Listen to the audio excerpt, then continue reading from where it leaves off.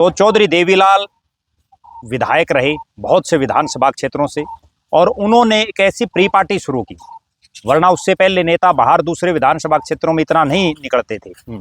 उन्होंने एक समय एक साथ दो बड़े नेताओं, चौधरी बंसीलाल वो तो मुख्यमंत्री रह चुके थे, चौधरी भजनलाल जो बाद में मुख्यमंत्री बने, दोनों के मुकाबले चुनाव लड़ा।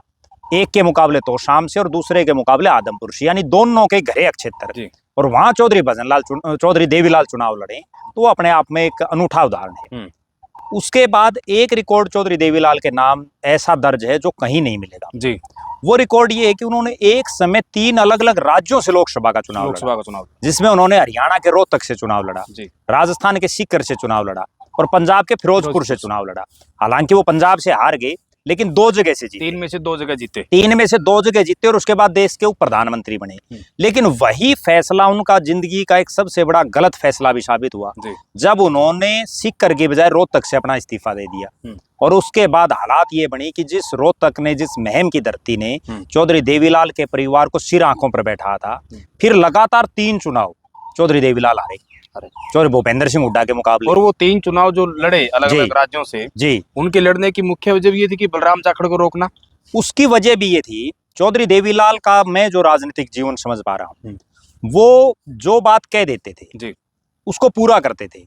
उन्होंने एक समय ये कह दिया कि भाई मैं भजनलाल बंसीलाल जहां से लड़ेंगे मैं वहां से लड़ूंगा, और सबको पता था कि बंसीलाल को उसके क्षेत्र में नहीं है रहा जा सकता उस समय, भजनलाल को उसके क्षेत्र में नहीं है रहा जा सकता, लेकिन उन्होंने हार जीत की परवाह ना करते हुए दोनों जगह से लड़ा चुनाव।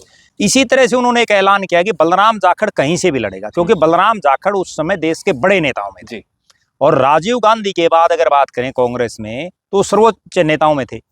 बलराम जाखड़ की उनको ये लगा कि हो सकता है ये रोहतक से लड़ने, तो उन्होंने रोहतक में ऐलान कर दिया। हो सकता है वो सीकर से लड़ने, सीकर में भर दिया। हो सकता है वो फिरोजपुर से लड़ने, फिरोजपुर से भर दिया। और उस ना केवल बलराम जाखड़, मुझे ये कहने में भी कोई संकोच नहीं है, जो चौधरी देवीलाल का परिवार है वो एक ऐसा अड़ियल टाइप का भी हम कह सकते हैं, या उसको हम ये भी कह सकते हैं कि कोई और नेता ना पनपे, उसको लेकर के वो बड़े बड़े धुरंधरों के सामने चुनाव लड़ते हैं। चाहे उन्होंने चौधरी भूपेंद्र सिंह हुड्डा के सामने भी चुनाव लड़ा, चौधरी बीरेंद्र सिंह के सामने चुनाव लड़ा, रणदीप सिंह सुरजेवाला के सामने चुनाव लड़ा, चौधरी बंसीलाल के सामने लड़ा, चौधरी भजनलाल के सामने लड़ा, बलराम जाखड़ के सामने लड़ा, मतलब जो कोई भी बड़ा नेता हो, और उनके आज भी वो पीढ़ियां कर रही हैं जो काम हर किसी बड़े नेता को ललकारने का काम वो करते हैं। उनमें मादा भी है, और ललकारने का नहीं, उनमें हराने का भी मादा है जी।